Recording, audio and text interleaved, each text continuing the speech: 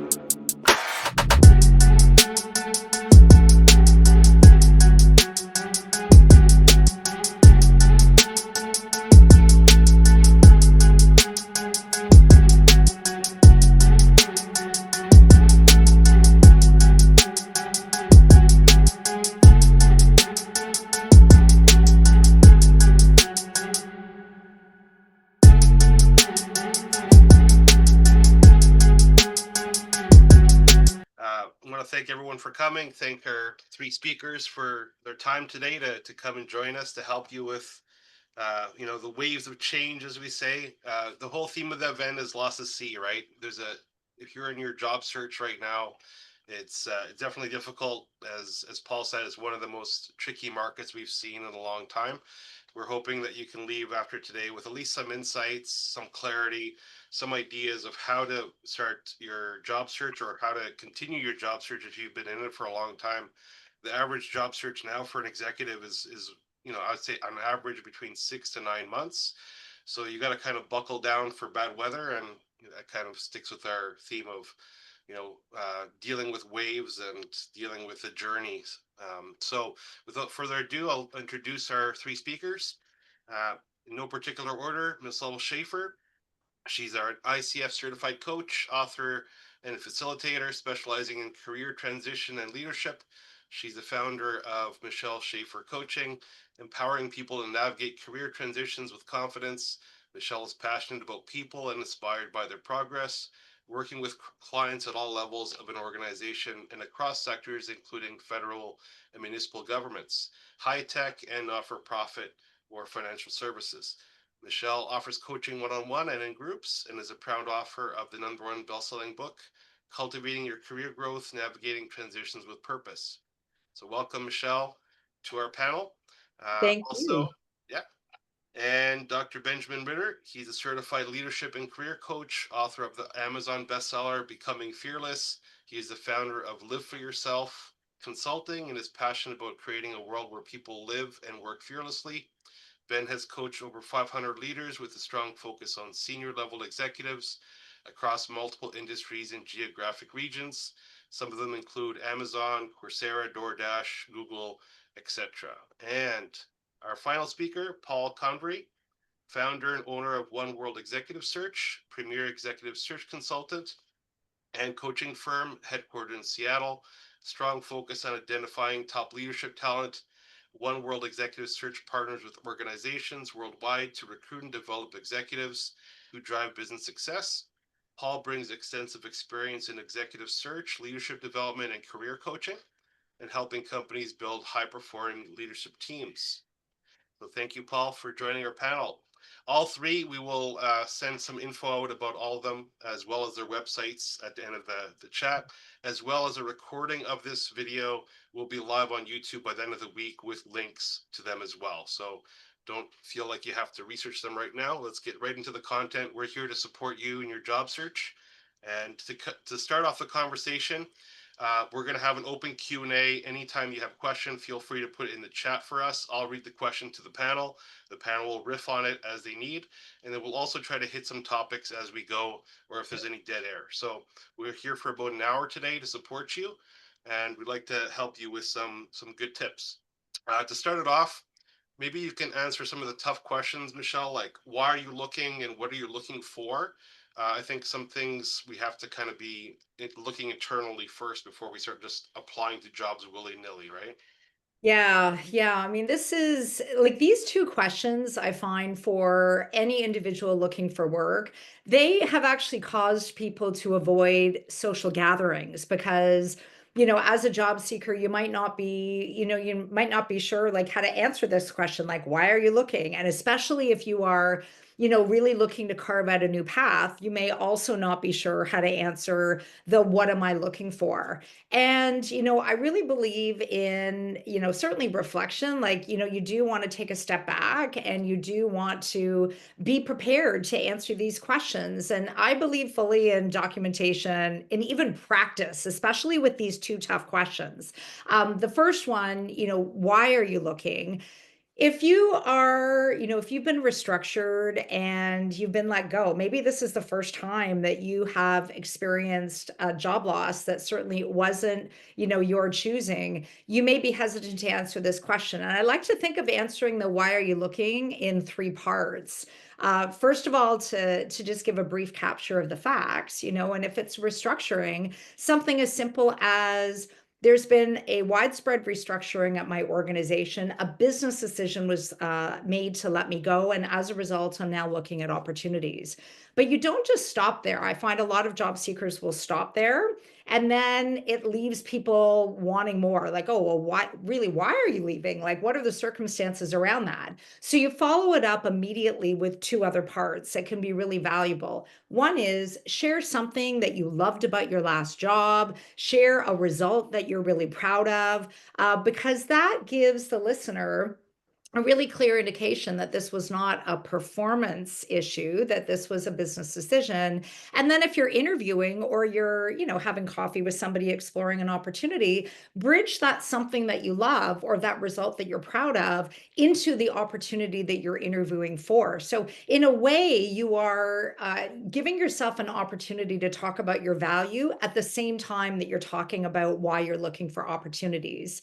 The second question I find can be really complicated for individuals to answer. And if you are, as I mentioned, if you're carving out a new path, you might not know what that next path is going to be. And I think as humans, we're hardwired. When we ask somebody, what are you looking for? We want to hear a title. Like we want to hear a position. Like I want to be, like a chief development officer, for example. But you might not know what that is. So I like to, think of this as framing it around what is the work that really fires you up? You can answer this question, what are you looking for? To say, I've come to realize at this point in my career that I love doing these three things. And I'm looking for organizations that fit this profile and describe what that is.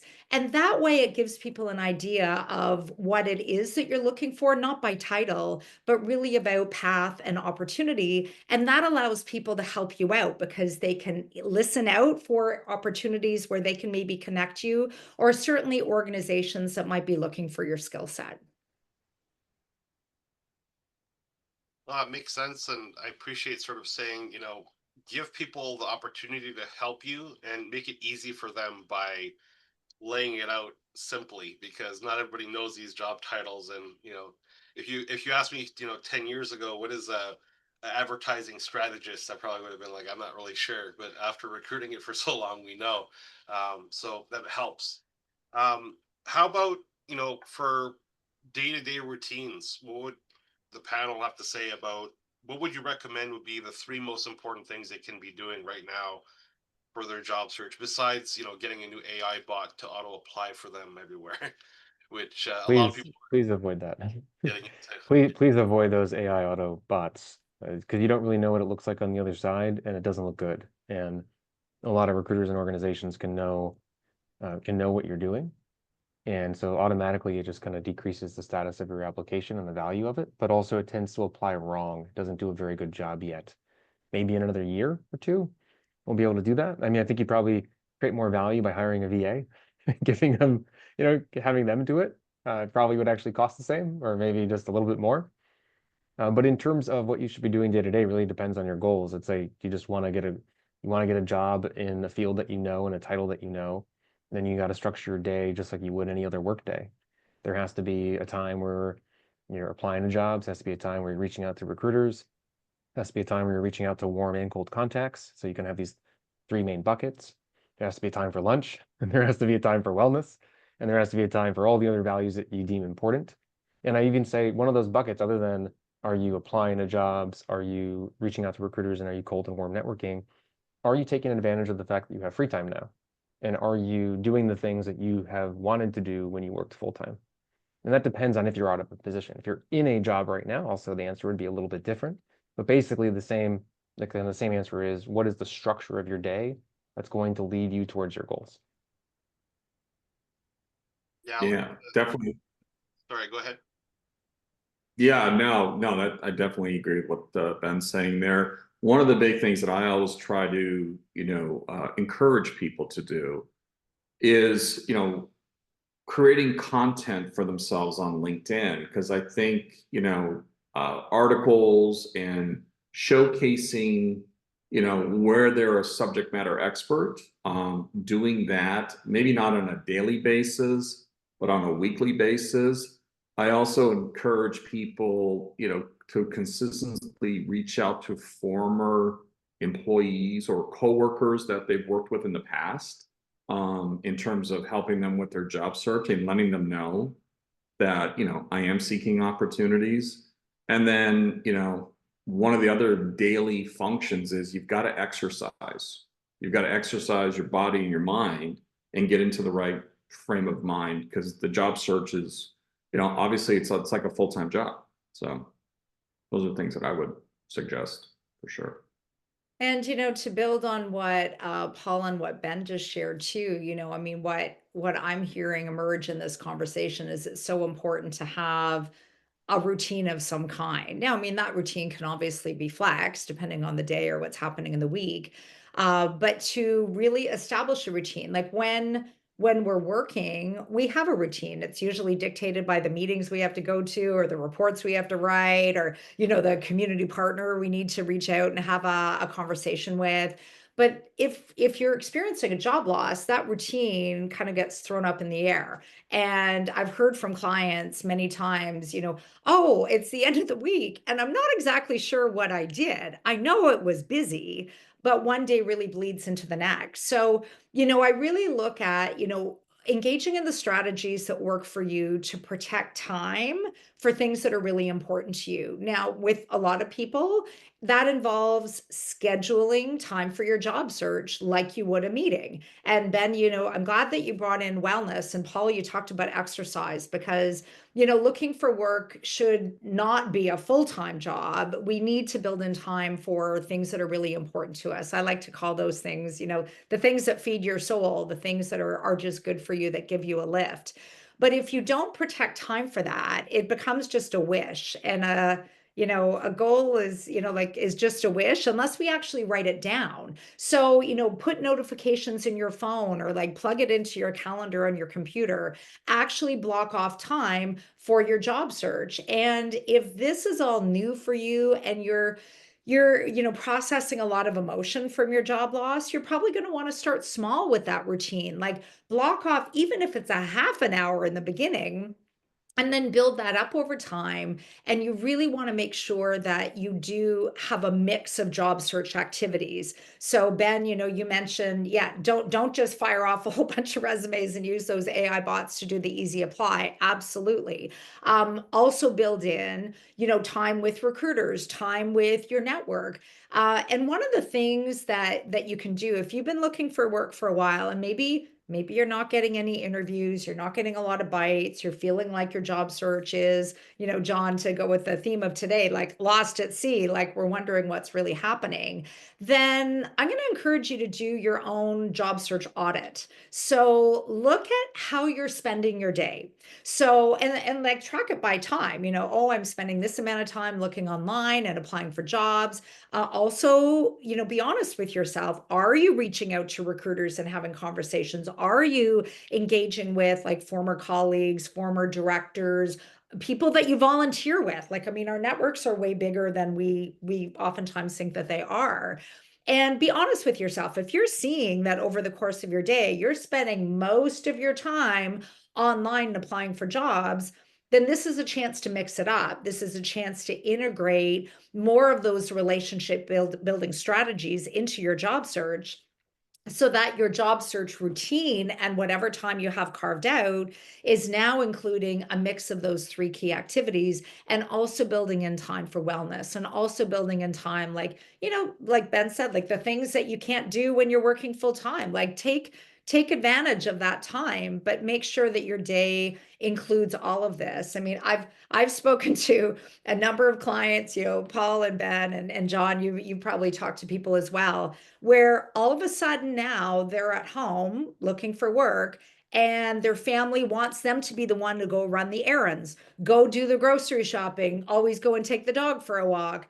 And meanwhile, then that person doesn't feel like they have time now for their job search. They feel like they now, well, in their head, they rationalize it. Well, I've got time. I should be the one to do these things. Except that now you're not carving out time for something really important, which is finding your next opportunity. So when you protect the time, book it in, honor it like you would a meeting, show up to it like you would a meeting, and that way you can make sure that you've got the right amount of time during the day. Yeah, I love what you Yeah, one mentioned of about a the, job. go ahead. You can go for it, Paul. One of the big things that I do with a lot of my clients is we develop a project plan. And I like to do them in 1 month increments where we have built out a very detailed plan that it's not only for them, but it's also to share that with their spouse or other family members so that everybody's kind of bought into the plan. And I find that to be extremely helpful when people are trying to transition from a job loss and then try to conduct a job search.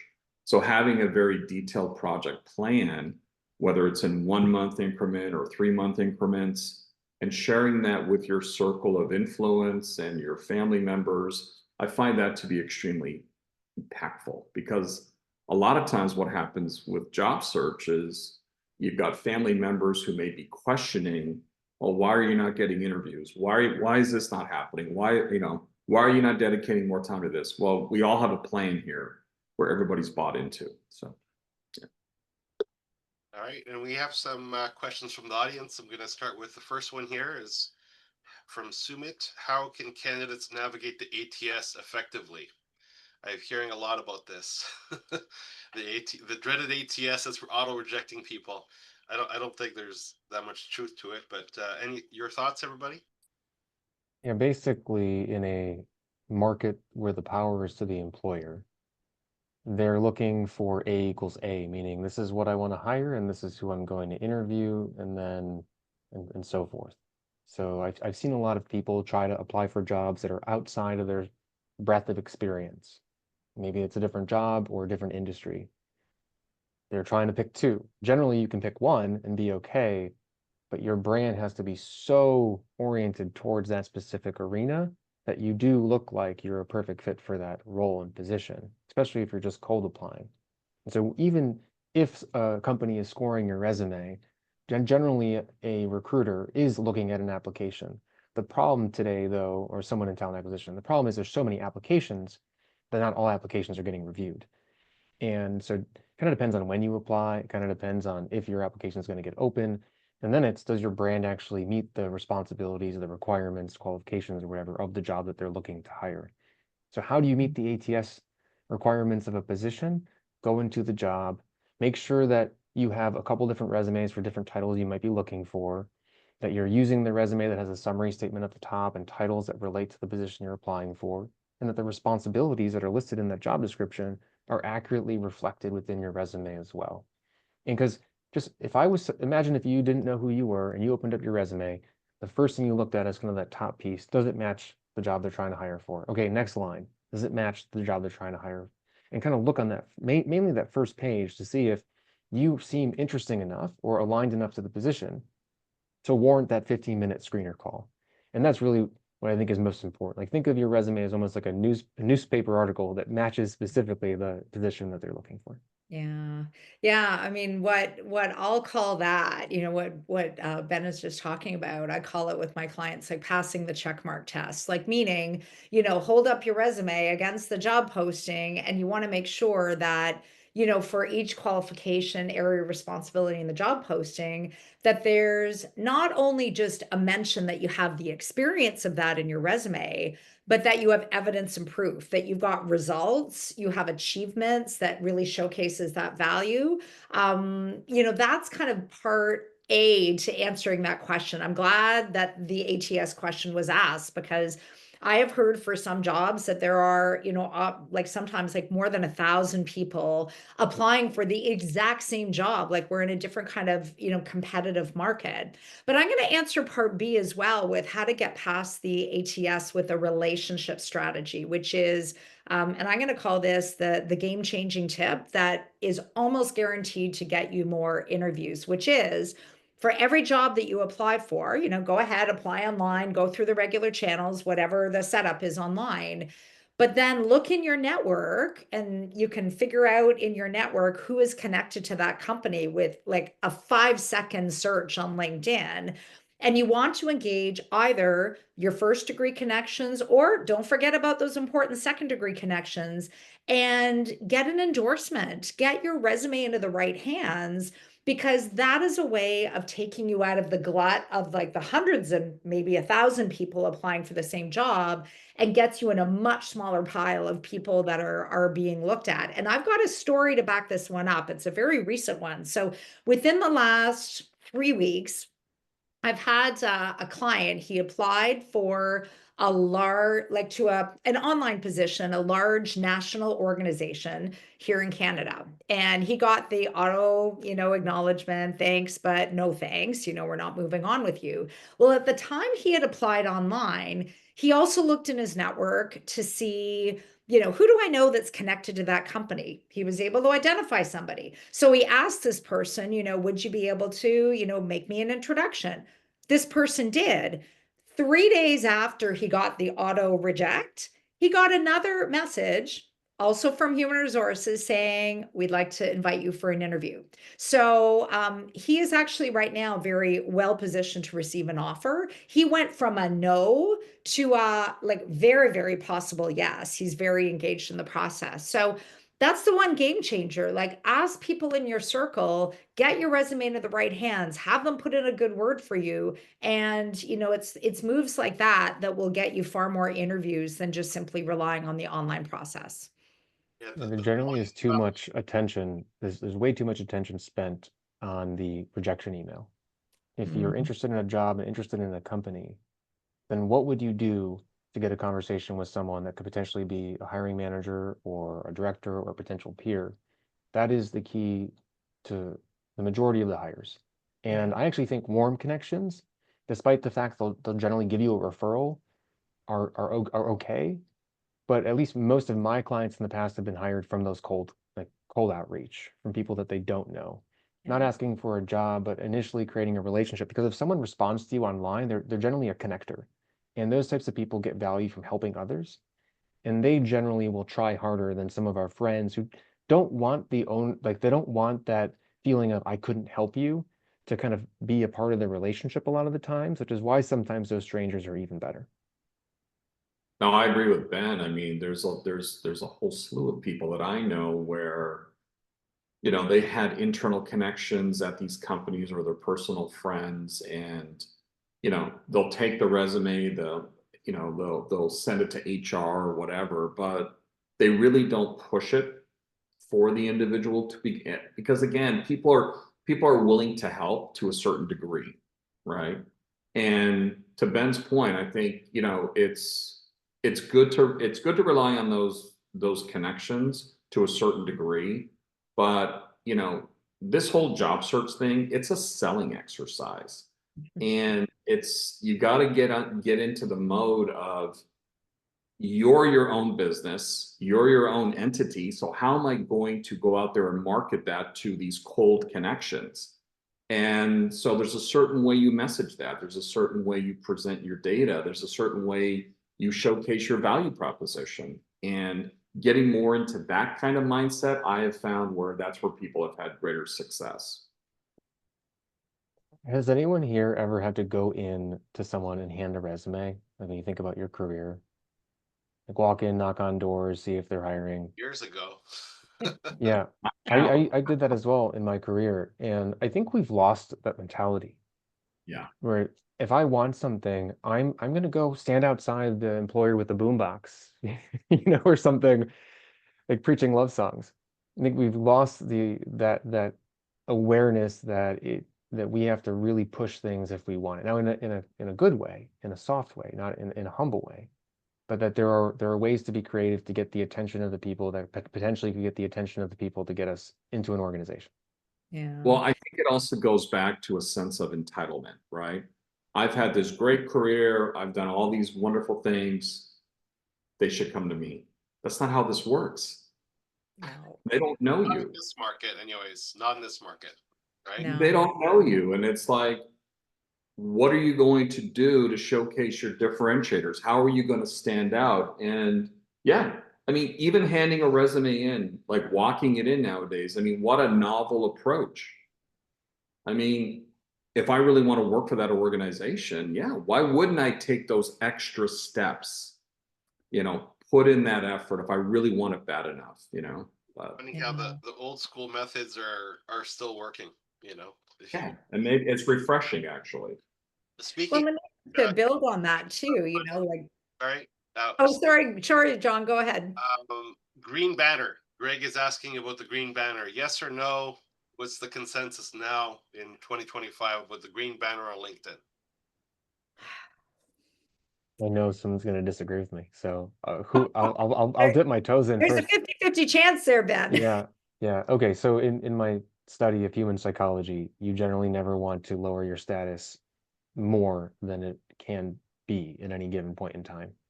And people are gonna, I swear I'm gonna get some hate mail for this. It's just you can be open to work, but blatantly putting it on your photo icon is going to decrease the new connections on LinkedIn. It's going to decrease the message responses. You might get some sympathy and comments and shares, but overall, I have found it that easier to network and to look for new opportunities without that green banner. Yeah, I agree with Ben 100%. You know, and people are less willing to reach out to you when they do see that green banner. I mean, I've seen it time and time again. And it's just a perception, right? And it's not fair. It's not, but again, this is the reality that we're in, where it's fine to tell recruiters you're open to work, but having that big green banner on there, I think it's creates a sense of there's a negative connotation to that. I'm going to take a different perspective. And I'm hearing what both of you are saying. And it's a controversial topic. I'm so glad whoever asked that question put it out there because on one side, yeah, there's certainly an argument that says, like putting it out there can maybe like take you out of contention, make it harder to connect. And perhaps there is still some stigma attached to looking for work. On the other hand, I also see what's happening in our society. And it's like, I would say since the pandemic, really, there has been change and job loss on epic scales, especially for the last 5 years. And we're seeing a resurgence of some of that now. Are recruiters, can they empathize certainly with the fact that somebody is looking because, their company is restructured? I'd like to think yes. I know for me, when people reach out to me over LinkedIn and they have the open to work banner, they get the first attention from me because these are individuals who are saying, I want some help. I need some help. Can we connect? Can you help me out? I actually escalate those individuals to the top of my messaging, direct messages when people reach out to me. So the one thing I guess I'm going to offer as well, like, and it does come down to perception, is I don't think anybody wants to be defined by the fact that they're looking for work. So putting the open to work banner can bring attention to that. I would say if somebody, and it's a personal choice, like if you decide that you would like to put the open to work banner on, do make sure in your messaging that you are not just saying that you're looking or that you're looking for certain opportunities. Talk about what you've achieved, talk about what you're proud of, talk about what you can do, talk about your achievements, because just because you've experienced job loss and you're looking for work, that event of the job loss doesn't negate all of the value that you have offered up until the time that you had to start looking for work. So just make sure that there's enough in your messaging where it's really clear for me, if you're posting on LinkedIn about the fact that you're looking, talk about all the great things that you're proud of, because that's going to make me want to help you, especially connect you to other opportunities. You are definitely, not only are you looking, but you are going to find something. You are skilled. It's just a matter of, making sure that that is at the forefront, even more than just the fact that you're looking. Yeah, I mean, I agree. I agree with that to a certain extent. I mean, if you're going to have the banner, make sure that that profile, that LinkedIn profile, it's complete.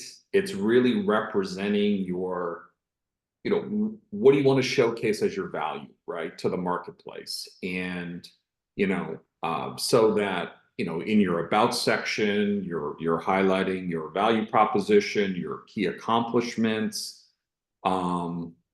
You've got a healthy dose of recommendations on your profile as well. And that can negate any maybe negativity that is associated with that brand. But I mean, the reality of the situation is that, they're job seekers who are on the market. There's some wonderful people. There's majority of people that I know who have lost their jobs, no fault of their own, great people. But there's still that stigma attached, from senior leadership who may be looking to bring in new talent, where, they want us to headhunt somebody out of a company versus taking somebody who may be on the street, right? But again, I think at the end of the day, I think, what are you comfortable with? It's you. We can all say, don't do this, don't do that. But at the end of the day, if I feel comfortable enough to put it out there, and I'm not looking at it as a negative against me, that I'm asking the marketplace to let them know, listen, I'm available for work. I'm great at what I do. And here's the proof to back that up, Mhm. You got to play the game though a little bit. So I'd say, Yeah. well, Yeah. what is the purpose of the work banner? If the purpose is to let people know that you're open to work, then you're going to attract the attention of career coaches, and because they want to help people that are open to work, and maybe recruiters. And then there may be some stigma from people that, like, potential connections, like for networking, or for someone that's looking for someone that's working in an organization already. So why not, though, instead of the open to work banner, like if you want people to know that you're open to work for a certain job or something, make your own banner. Like for me, it would be leadership coach. It'd be a banner. It'd say leadership coach, or a banner that says operations executive. Like, what is the purpose and what reaction are you trying to create? And so be intentional in that way. If you want a banner, if you want to capture attention, try it and see if that works. Because a lot of the people that I know, that even the individuals that have gone viral on LinkedIn, and I'll find them and I'll reach out to them. I'm like, did this get you a job? Did all this attention, this post about your struggles and your difficulties right now in the job market, did this get you a job? And and if you're listening to this and it's yes, send me a message, because I still haven't found someone yet. And it's taking kind of this, like, having the expectations that most people are not going to going to help you from that specific messaging. That's all. And I just, like, level setting expectations and getting intentional on how you're presenting yourself online. Well, I mean, I think what you're talking about, it's also going to your personal brand, like your brand with that, And and the internet is forever, right? So I always tell people, don't post the woe is me post, or don't berate your old employer, or all this oh, negativity. No one, I mean, it'll get you a lot of likes and little heart emojis and stuff, but it can really hurt your brand long term if you're trying to build yourself up, so Oh yeah. And I mean, for, when you're applying for jobs, like before you get called for an interview, is this prospective employer looking you up on LinkedIn? Of course they are. Are they checking out and seeing, like, what kind of things do you post on? What kind of things do you comment on? What kind of things do you support?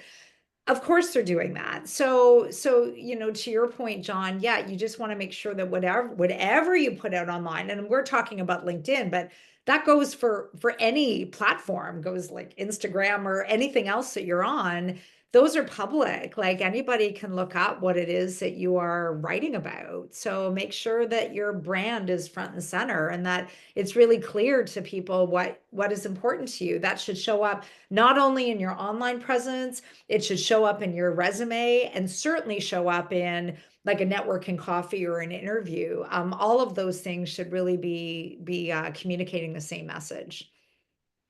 All right, we have another question here. Tim is asking, is there a difference between US and Canadian job search or executive recruitment, let's say, or he's saying that he's never received an offer without a first or second level connection to the company with a warm intro. So is there any difference between the markets really in everyone's experience? I don't think so. I mean, I've worked in both countries and I don't see any big difference. I mean, I still think the strategies and the tactics apply in either market. And yeah, I mean, obviously getting warm introductions and things like that are extremely helpful, but no, I don't see much difference at all. Yeah. Yeah, I mean, other than the opportunities, obviously, that are available, I mean, that might be different. And obviously, recruiters that play in the space that you're interested will be different in like US to Canada or other countries. But, like Paul, to your point, I mean, the strategy is the same. So, you still want to have part of your strategy looking on the right places online, customizing your application, and applying for jobs. But again, like 20% or thereabouts of that strategy, the remaining 80% still is relationships. So regardless of the country you're exploring in, you still want to make sure that you are engaging with recruiters and that you are, reaching out to people, whether it's cold to the organization or especially leveraging those warm connections as much as you can. That still needs to be part of the strategy. Yeah, I'd be curious for more information in terms of what kind of motivated that question. I do know that Canada has some greater support for job seekers. So if you're in Canada, there might be some government resources that you might not be taking advantage of. If you're in Canada trying to get a job in the US and vice versa, now is also a pretty difficult time. So there could be some greater roadblocks in regards to that. Yeah, I definitely think in the current situation that we're in, I've even had individuals who are trying to do intercompany transfers from whether it's United States to Canada or back and forth, and they're also experiencing difficulties in the current climate that we're in. Well, Hopefully that's just temporary. Another yeah, I don't know. No, question here is fingers crossed, but yeah. this hidden job market. Sumit asks, what's the best way to approach these hidden job market jobs where they're not posted on LinkedIn or Indeed. You don't know about them. How do you even know who's recruiting if they're hidden jobs or exec search firms are doing confidential searches? Yeah.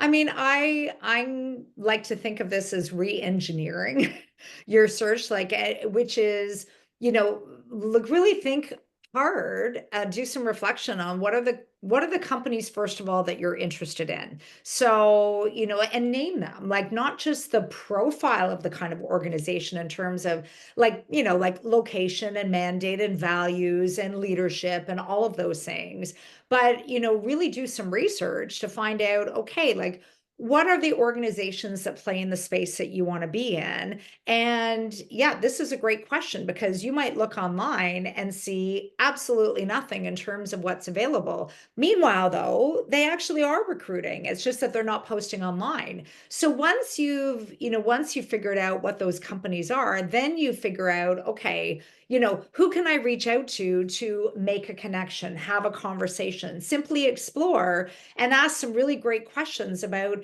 like what's going on in that organization? Like what are some of their pain points and their challenges? It's a great segue to allow you to be able to showcase the kind of value that you can offer, how you can solve the kind of problems that they have. And once you've identified who you can connect with, again, it's figuring out who can get you that conversation. Maybe you're reaching out cold because there's no warm leads. But if you do have warm leads, like try to leverage those as much as you can. And then, once you have conversations on the inside, because a lot of organizations are like, they might be doing a confidential search. They might be just even looking within their own network to fill some of these jobs. You want to be part of that conversation. And if you have more of a passive job search strategy, which is a wait and see approach, I'm going to wait and see, what companies have positions and I'm going to apply to those. You might be missing out. Well, you are missing out actually on a ton of opportunities. So make sure to integrate those relationship strategies, approach the organizations, try to get conversations and make it about them. Like, I like to think of these one-on-one informational interviews as being all about the interaction, not about the transaction. Like the transaction is, I'm going to get in, I'm going to have a conversation, check mark, and that's it.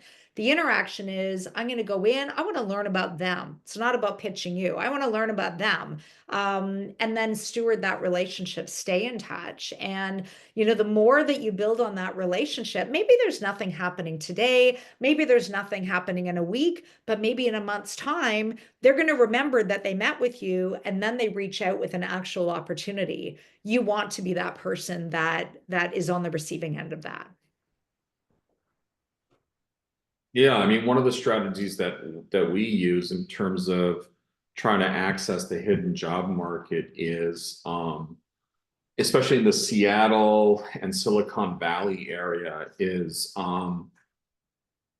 connecting with local startup organizations, like, using them as networking opportunities to find out what's happening or what's in the pipeline of positions that are not necessarily advertised. Encouraging people to also register with different search firms within the region, because they may be working on confidential searches that are not necessarily advertised in the companies. And then utilizing the local book of list in each city. I don't know if Toronto has it, but all the cities and a lot of the cities in the United States, they've got the periodical through their business journals or whatever, where you get a list of, the private and public companies out there. And you can do, and it all goes back to research, doing your research. Because again, that should be part of your project plan prior to conducting the search. And using, just using different resources like that. And I found that's been able to uncover opportunities that are not advertised on LinkedIn or Indeed or even on companies' websites. So. Yeah, outside actual recruiters and building those relationships and getting in their database so that when they get a job, they'll do a keyword search and you want your profile to pop up. So that's wonderful. I love the advice that's been given there. I notice a lot of resistance from my clients to finding who would be their future boss or their boss's boss at the companies that they really want to work at and trying to get conversations with them. They go, well, I'm just taking, or who am I to reach out to them? They're more senior than me. Look at their experience. Wow, they kind of put them on a little bit of a pedestal. Or I just want to ask them for the job, which generally doesn't lead to a conversation and give you the opportunity to share who you are. And so generally they hold themselves back from doing that initial outreach to potentially have the conversation. The biggest mental shift that tends to work the greatest to help motivate that outreach is to actually be curious of the relationships that you're trying to build. So why wouldn't you want to have a conversation with your boss's boss or potential future boss at your dream company? Why wouldn't you want to put them in your network? Why wouldn't you want to learn how they got there? And so if we can do a little bit of a switch from I only want a job to I'm building relationships. And I wish people that are in jobs right now are watching this and decide to actually start the strategy now to at least have 1 or 2 conversations. If you're in a job every, 2 or 3, maybe 4 weeks, if you're looking for a job, you want those basically be about 2 conversations a week, maybe 3. And try to have this mental shift towards I want to get to know this person. And at the end of the conversation, if we kind of vibe, then I might ask them like, oh, how do you get hired there? Or do you have any needs in this area coming up in the future? Or Do you think I'd be a strong fit for the culture of your company? Or is there someone else that you'd recommend that I talk to that you really respect? And that generally can lead to a really powerful outcome. Yeah. Yeah, Ben, that's what you're talking about there is one of the chief, I'm going to call it a limiting belief that I see a lot of people have, which is, exactly that. It's the resistance to reaching out to somebody senior, wondering, okay, that person doesn't know me. Like, why would they want to talk to me? And, a reframe that I'll use with my clients is that this person is human. So, yes, maybe they are the CEO or they're the executive director, CIO, whatever the title is. Yeah, they have these, maybe fancy letters beside their name, but at the end of the day, they're human and they had to do this in order to get to where they are. So, chances are this person that you do want to reach out to has had to, initiate similar conversations with other people, and because they've had to do a fair amount of this in their career, chances are they actually like to pay it forward as well. So when somebody reaches out to them, I think about this for myself. How many people have helped me in my job searches? I've been restructured twice over my career, so I know, I remember what it's like to have to reach out to other people. Give those individuals an opportunity. And also another reframe is, what is the worst that can happen? So let's say I reach out to this person and I don't hear anything, or they say, sorry, I'm too busy, I can't help you. Well, what's the worst that happened? Are you any further behind in your job search? You're not, actually. You literally have nothing to lose, but you have everything to gain if you reach out and that person says yes. So, so that's one thing I think just to take into consideration. Something else I just want to add, though, as we're talking about accessing the hidden job market. We've been talking about a lot of, like, I'm going to say, like, formal strategies, figure out who you want to reach out to that person, all of those things, which are all very important, absolutely important in a search strategy. I'm also going to land the informal strategy, which is just talk to people about the fact that you're looking and what you're looking for. So I've got a little story to back this one up. A client of mine had dropped off her son for a street hockey game in a different neighborhood. And when she dropped off her son, the father of the other boy was on the street, and so they hadn't met before. They started chatting, and the father asked the mom, like, oh, like, hey, so what do you do? And she said, oh, I'm looking for work. And of course, then one question led to another. Oh, what are you looking for? And she said, well, this is what I'm looking for. I'm really interested in high tech. Well, the person she was talking to, she didn't know it at the time, but he was the chief technology officer for a large tech company and they were hiring. So he said, you know what, send me your resume. Like, we're kind of in the process hiring this one role, but like, let's just see if there's a fit. Well, not only did they give her one interview, give her a second interview, guess what? She got the job. Why did she get the job? Because she happened to talk about her job search when she dropped her son off for a hockey game. Informal strategy, wasn't formal at all. She hadn't even known him up until that point, but it actually did lead to something. So, my one piece of guidance then is just, integrate the fact that you're looking, like, just talk about it, be open to talk about it. Because you never know when somebody like knows of another company that's hiring, you might actually get a job from that informal conversation. And that can be difficult for people because there's a certain stigma attached, right? And so that's what I try to. It's like that's been one of the biggest challenges where they don't want to necessarily advertise that to people. So, but you got to be comfortable with being uncomfortable in situations like that. To your point, I mean, I've heard that happen many times to people, but the majority of people won't do that. And it's like, you've got to shift. Like, it's hard, but it's necessary. So I guess the always be networking approach, even when you have a job, be networking in your industry, right? I think that's one thing a lot of people forget. Oh, I have a job, I don't need to network or use LinkedIn. And when people are on LinkedIn, it's only because they're looking for work, and that's kind of the wrong approach, right? Yeah, well, I mean, LinkedIn is not just for job seekers anymore. I mean, it is a platform to build and steward relationships. And I hear, I hear this as well from clients, like when now they have to look for work, and some people will say, "Oh, I haven't touched my LinkedIn in years. I don't even know how to get into that thing." So I mean, it's like grossly outdated. Their network is cold now because they haven't done anything to really steward it. So, I even say to clients who are gainfully employed and not looking as part of their just ongoing career development strategy, I said, even if you are super busy and you don't have a lot of time, take 10 minutes a week to be on LinkedIn. And in those 10 minutes, support the posts of people in your network, comment on them. When you see that somebody's got a new position or a work anniversary, congratulate them. Share things that you see of value in your feed and share them with your circle and help them understand why this is important to you.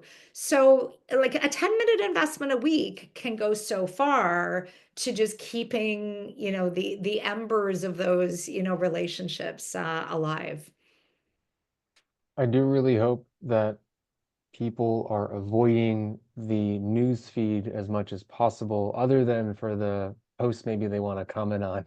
Because if you're in your job search, you can waste a lot of time scrolling, and you can fall into a little bit of a pity party if people are kind of on there talking about the job search. You can get a lot of negative thoughts about the work. It could be very demotivating.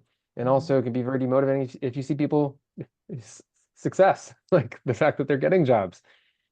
Be very careful of the content you consume. We didn't talk about this yet, but even watching this webinar right now, this panel is huge. It's important because if you do a job audit and see where you're spending your time, you're also going to identify where your biggest problems are. I'm not getting interviews. Okay, branding issue, maybe networking issue.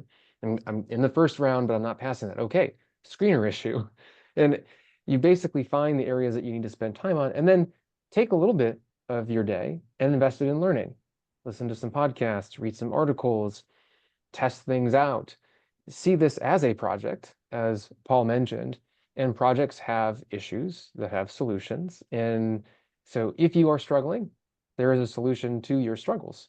It generally is not in your newsfeed, though. So please be aware of that.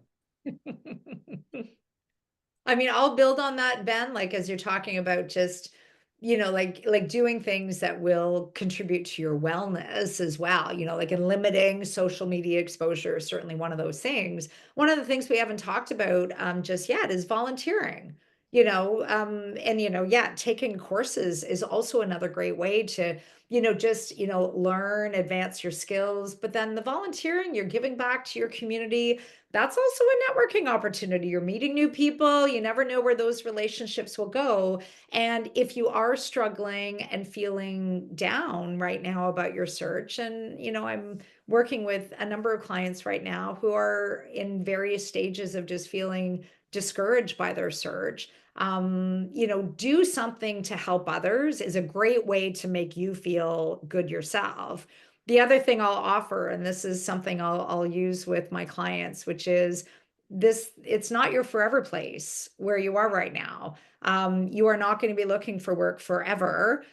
This is not your permanent state. Looking for work is an event. It is an uncomfortable, deeply uncomfortable event, but you're not going to be doing this for the rest of your life. And sometimes just acknowledging that, to know that things will come together, like when you're engaging in your search, you have that mix of activities, you're seeking out support.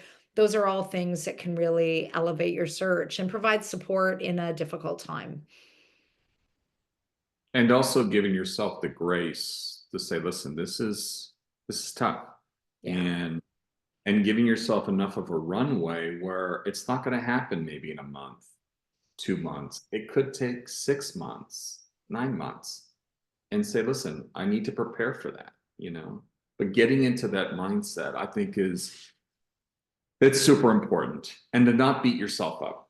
You can't beat yourself up. But it's easier said than done when you're the one that's not in it. And we get that, so All right. And that's why having a plan, you've got to prepare. Like, one last question from the panel here from Sanchez asking, based on our current hiring trends and so on, what's the chance for someone based in Europe to be hired on as a fully remote or contract basis? Is there any consideration or challenges right now working overseas with a US company, let's say? So are they based in Europe? Yeah, they're based in Europe. They're looking for contracting opportunities. I think a lot of people are looking for those cross-border, either Canada, US, or Europe, US contract kind of opportunities and so on, or remote work. I mean, my opinion of remote work has been, if you're applying only for remote jobs, you're severely hamstringing your job search, because average online posting for remote work will get between 1,000 to 5,000 applications. Easy. More. Yeah. If you leave it up long enough. It's Okay. ridiculous. So we have to be considering hybrid and on-site, I think, for our job search, right? That's what I'm experiencing. Yeah. More and more companies are getting away from the remote. So It kind of depends on your seniority level and the industry that you're in. So there are still a lot of remote positions depending on those specific details. If you're contracting from Europe, I think you can find opportunities. The full-time market, from my experience, has decreased. So you may find some struggles, but also you may be able to end up creating a full-time position depending on kind of contract opportunities that you find. And that's another thing with contract opportunities in terms of like accessing the hidden job market. I found that contracts are also a good segue where that could lead to, some of those hidden opportunities at organizations. Well, All right. And final tip from everybody. You have one final tip you would throw to a job seeker that's looking in this market right now. What would you tell them as our final piece here to close out the day? I think from my perspective, like with respect to a resume per se, you've got to treat it more as a marketing document versus an information document. Yeah. And one tip I'll share is, look through your network, not at it. Because Right. So how versus go ahead. Oh, I know there was a little bit of a lag, I think, on the video. There, I think everybody's back now. Yeah, it's like look through the network, not at it. So knowing that, every person immediately in your circle, like people you're immediately connected to, friends, family, former colleagues, former, directors, they're in your immediate network, but each one of those people knows hundreds of people, likely. And so tap into those people that are connected to the people you're connected to as a way of finding, like getting a conversation in those organizations that you're interested in and getting an endorsement for jobs that you're applying for. Use those relationship strategies. I have two. I'll make them quick. If you built up momentum, or if you're really excited about a position, something happens. So you don't get the job, or there's some major disappointment in your job search. I've seen people take months off, 2, 3, 4 months off. You're losing all the momentum that you built up over that time. Please, no matter what happens, never stop. Just maybe decrease. And if you stop, you're giving yourself a very big disservice. The second one is, if you think you're doing everything and you're not getting a job, not getting interviews, or not getting any interests, I promise you, you're not doing everything. And it might be going to a career coach and getting some professional help. It could be investing in research and really trying to uncover through a job audit that Michelle mentioned. But I promise you, there's something that you're not doing that could lead you to greater results. Right. Well, thank you for all your tips and insights today, everybody. Thanks, Michelle, Ben, and Paul, for your time and being on our panel today. We hope everyone got a little bit of help to help them get lost at sea, and that lighthouse, you need that light to get you to shore. So Sorry, that was kind of like a push, and I actually want to do a support Yeah. for a last comment to what we've talked about so far. There is a job at the end of the tunnel. So no matter how hard you feel that it is now, maybe you're still dealing with the fact that there was a layoff or separation. I promise you, if you invest in the job search, if you do the things, if you have the conversations, if you apply to the jobs, you're going to get a job. It's there. It's out there. Never lose faith in that and believe in yourself, because you've done it before. You've gotten other jobs. You can get another one.